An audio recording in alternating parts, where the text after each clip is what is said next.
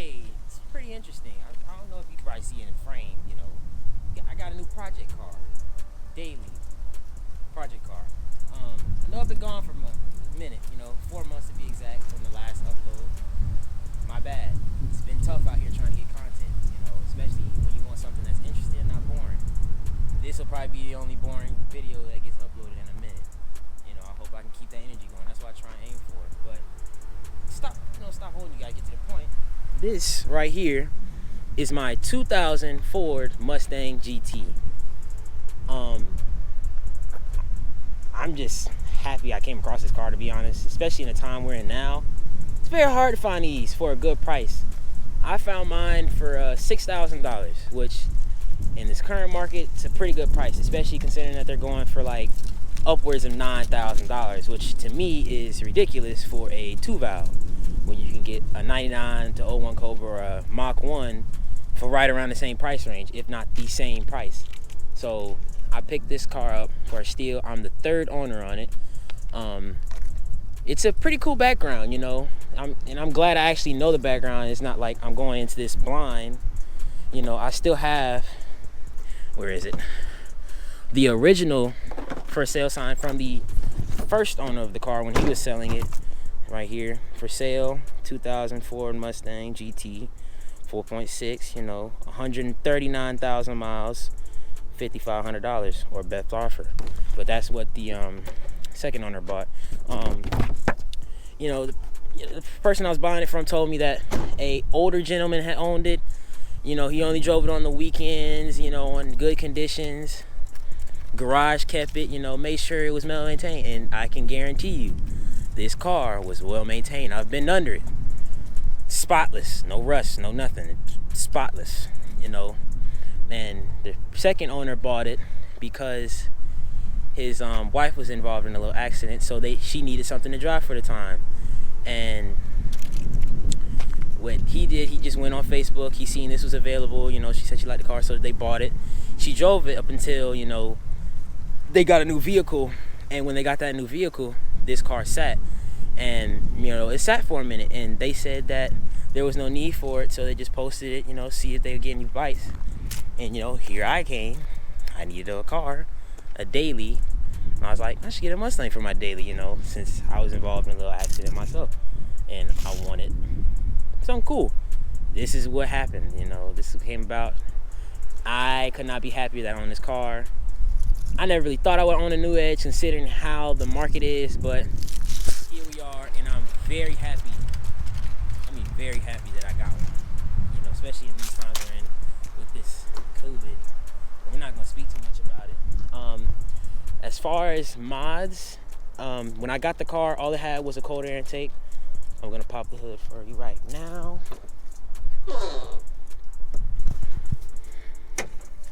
Boom. All it has a cold air intake, and I've recently installed the off-road H-pipe. I think it's Pacesetter is the brand that I went with. Pretty good. I mean, little FIM issue on the driver's side manifold from what the exhaust shop told me, but you know, other than that, it's a pretty good product. This is the cold air intake, you know. I don't know the brand. I can't say if it's BBK, SR Performance, or what.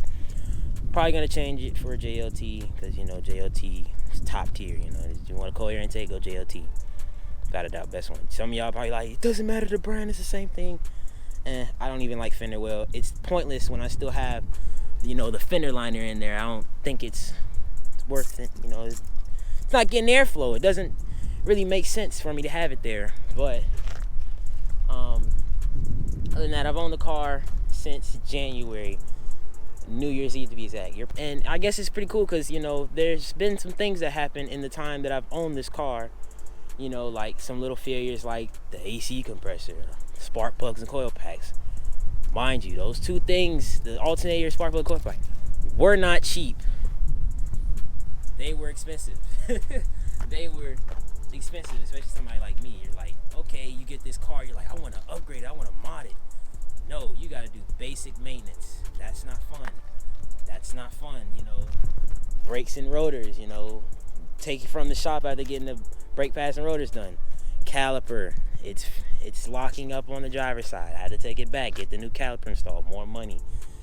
Now I've reached a point where I think the car is mechanically sound and I can actually upgrade it. I still need to stack some money though, because it hurt my pockets. There is a little issue with it, which when I crank it up, you guys can hear in a little bit. But interior wise, car spotless. I mean, it does have the crinkle in the floor mats, but these are the original floor mats, so probably get some new ones. I don't like that crinkle. That bothers me. It irks me, actually. Seats, mint. There's no tilty, there's no leany boy going on with the seats, but this is not a 5-speed. You heard me right. It's not a 5-speed. It's automatic. You're probably wondering, CJ, why'd you buy an automatic Mustang? Well, going back to the market, it's hard to find a clean 5-speed 2-valve or newedge Mustang for a good price, let alone it just being a good car in general. Out of all the ones, like, mind you, this is the cleanest one, hardtop. This is the cleanest hardtop newedge that I could find on Facebook Marketplace for a good price. Not like some absurd price that somebody else will pay because they're like, oh, we want this car or something like that. No, good price, only one. The other one, it was like 5-speed. It was clean though. It was an anniversary too, but it was a convertible. I don't care about a convertible. Yeah, and then my job, my job is in the city, traffic. I have to drive the car from different locations and all that stuff. So I don't want to be dealing with a clutch. I'd rather learn at my own pace instead of going in blind, because I know how to drive a manual, but don't know how to drive a manual too well. So that would only be a matter of time before I eventually burned up the clutch or just got frustrated with it. So that's why I bought an automatic. Man, here, some pros and cons so far of driving it. I mean, yeah, I wish I had a manual, especially on the highway when I'm driving. I wish I could just drop it here and go instead of having to hit the gas and wait for it to go to second and then it just go back to fourth or overdrive, which sucks. But I mean, it's a cruiser. That's what I bought it for. I didn't buy this car to go fast. I didn't buy this car to be a speed demon. My previous car was fast. I learned my lesson with that. So there's no need for that. Not right now. I'll buy a Fox body or a SN. And that's another problem. This door doesn't want to go shut all the way because of the hinge. But I'll buy a Fox body SN95 if I want to go fast. Simple as that.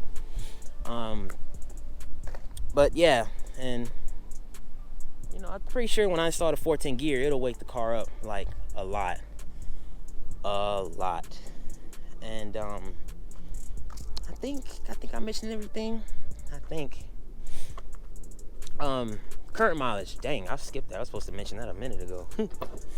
Current mileage on the car is, let's see, 145,000 and some change. Yep, 145,000 miles, a little change, and the person, when I bought it, it had 143,000 miles, and then it went up to in some change, and then it went up to 144,000 miles after we drove it from Florida back to where we live. So that racked up the mileage a little bit, and this car's been pretty good. Aside from the little maintenance, but that's basic maintenance for a 22-year-old car.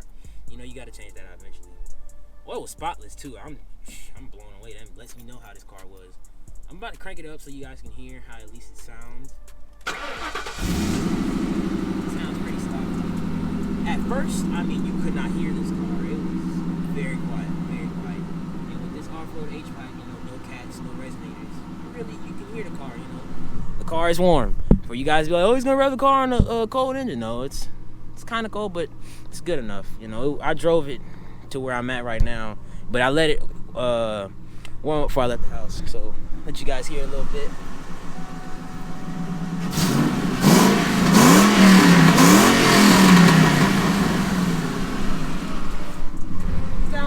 Sounds pretty good, Sounds pretty good.